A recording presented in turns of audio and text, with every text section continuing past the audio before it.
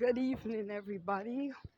It's DJ Bubbles here. It's such a beautiful and sunny day. I just came for a little walk, you know what I mean? But as beautiful as the weather can be in this country, you don't know, the justice and inequality of it just kind of subtracts from it all, you know what I mean?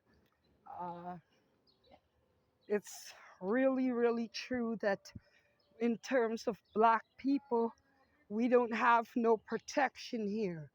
Protection in terms of if our rights are violated or infringed upon, we cannot turn to the police, we cannot turn to the Canadian Human Rights Commission, we can't turn to anybody.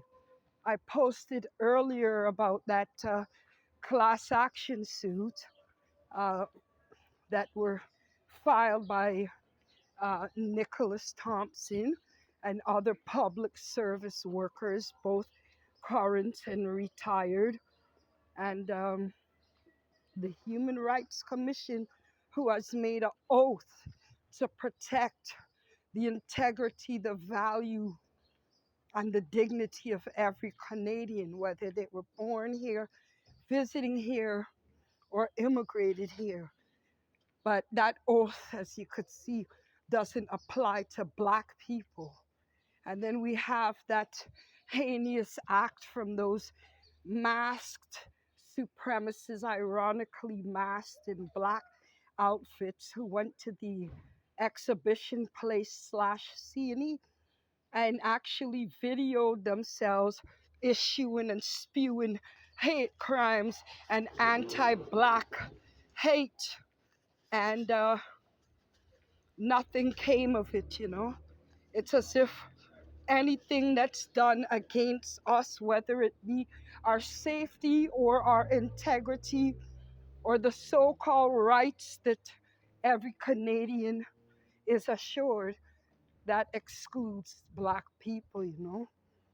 And I'm saying that we need to start sticking together as one people.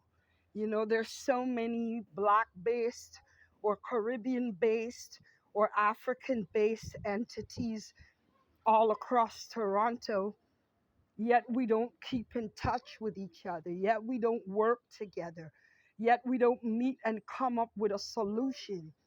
Because you can file petition after petition, and in the eyes of our oppressors, the delegates, they do not want to budge in correcting the systemic racism that's embedded and stinks here in this country. You don't know. So the only way that we can get through is to show them that we are no longer apart, we are no longer divided, and we are no longer going to accept no. Every summer in July, at the end of of July, they have the Caravana Festival. It was all started by the late Carl Mullings, a Jamaican man, and it was an event to give Black children scholarships, and it grew and grew every year. And because of the inability of Black people to get along and work together to grow something of our own, it fell apart. Then Scotia Bank took over. Now it's being run by the LGBTQ and non Caribbean people.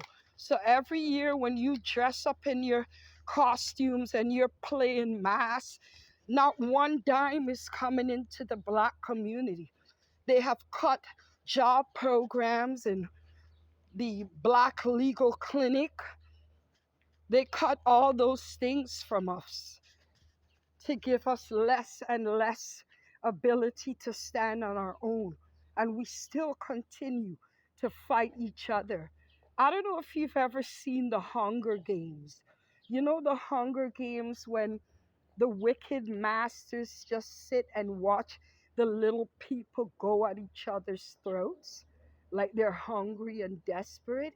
They don't care who lives or dies at the end of that game. It's their sick and twisted entertainment. And this is the game that has been played with black people from the plantation days. You don't know. And the game continues even now in modern society. Suppose there were no black people jumping up and down the lakeshore this summer. What if every black person decided that since the exhibition place chooses to exercise the fifth, even though they're in Canada, we don't have a Fifth Amendment.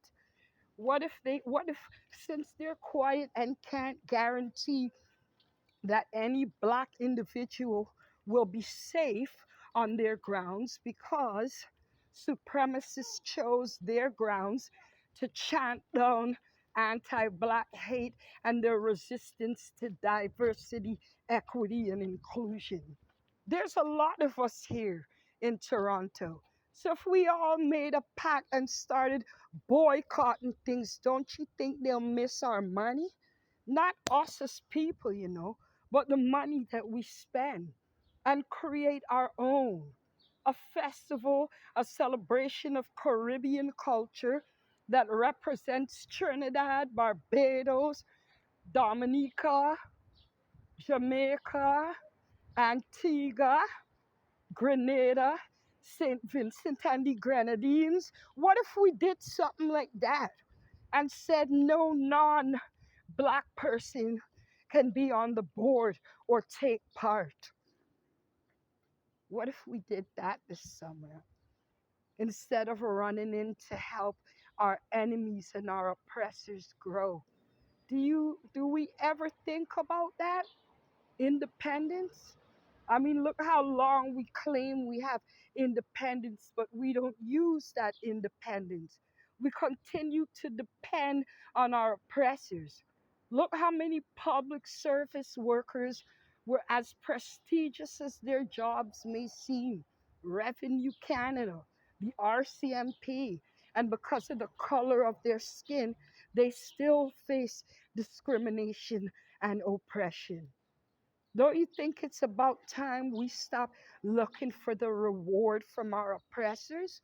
Is your enemy going to give you what you deserve? The only thing you're going to get from your enemy is something to take you out. So we need to start thinking smart and wise and stop fighting each other like we're in the Game of Thrones or the Hunger Games. Because we're not hungry for talent. We are not hungry for culture. We're not hungry for intelligence. It is they who live off of us. Even though we're not on a plantation, we dance. We have ingenuity. We're skilled in music, acting, and so many things that God blessed our group, our ethnic group with. How about we stop being dependent? You don't know. And while we see that petitions and all those things may not seem effective, it doesn't mean we should stop. The more you put them on blast, the more people are aware and the more it's educated. They don't share the Canadian news and they know why. But for now, they can't stop me from posting and exposing them, or you, or you, or you. And even if they push this video down in the algorithm, if you glimpse it, click that share button, and I'm going to do the same. Anything to expose their hypocrisy and fake democracy.